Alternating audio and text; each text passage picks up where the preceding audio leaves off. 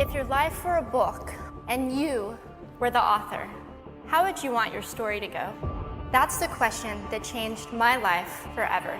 Growing up in the hot Las Vegas desert, all I wanted was to be free. I would daydream about traveling the world, living in a place where it snowed, and I would picture all of the stories that I would go on to tell. At the age of 19, the day after I graduated high school, I moved to a place where it snowed, and I became a massage therapist. With this job, all I needed were my hands and my massage table by my side, and I could go anywhere.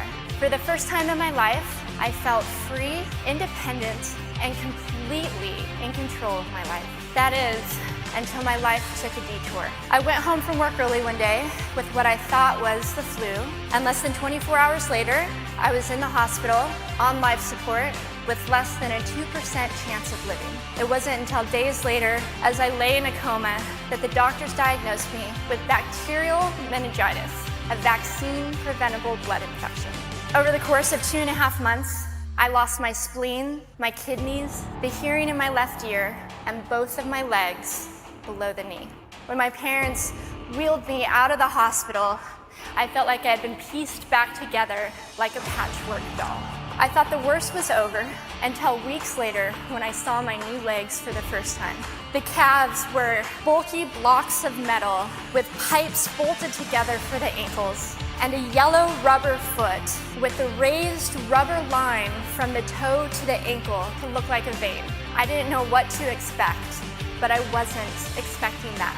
With my mom by my side and tears streaming down our faces, I strapped on these chunky legs and I stood up.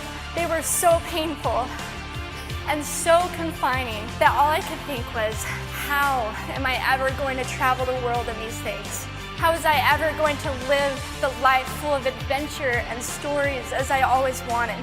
And how was I going to snowboard again? That day, I went home, I crawled into bed, and this is what my life looked like for the next few months. Me passed out, escaping from reality with my legs resting by my side. I was absolutely, physically, and emotionally broken. But I knew that in order to move forward, I had to let go of the old Amy and learn to embrace the new Amy. And that is when it dawned on me that I didn't have to be 5'5" anymore. I could be as tall as I wanted. Or as short as I wanted, depending on who I was dating. And if I snowboarded again, my feet aren't going to get cold. And best of all, I thought, I can make my feet the size of all the shoes that are on the sales rack. So there were benefits here. It was this moment that I asked myself that life-defining question. If my life were a book and I were the author, how would I want this story to go? And I began to daydream. I daydreamed like I did as a little girl. And I imagined myself walking gracefully, helping other people through my journey and snowboarding again. And I didn't just see myself carving down a mountain of powder. I could actually feel it. I could feel the wind against my face and the beat of my racing heart as if it were happening in that very moment. And that is when a new chapter in my life began. 4 months later, I was back up on a snowboard.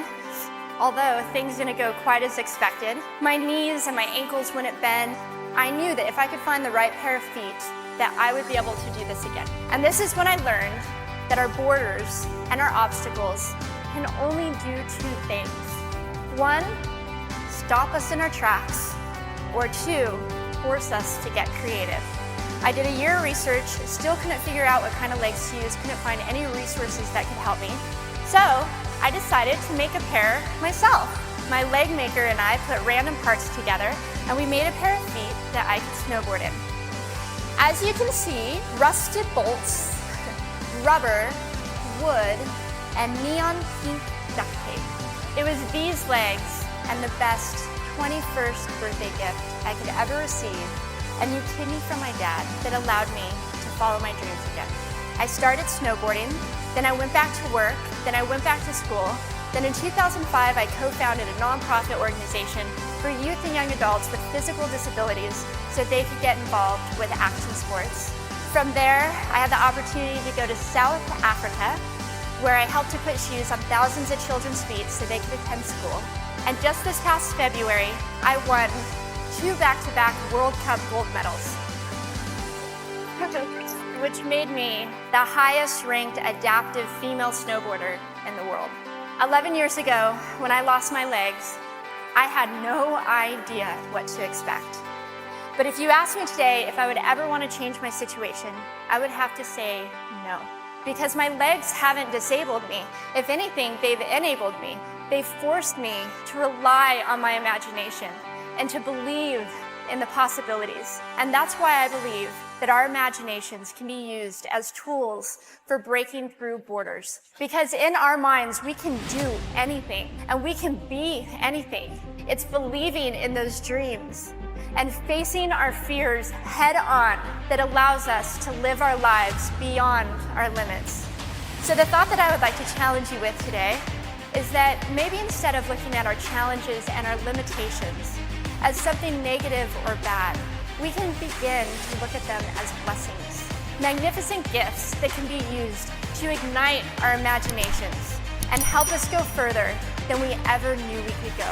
It's not about breaking down borders. It's about pushing off of them and seeing what amazing places they might bring us.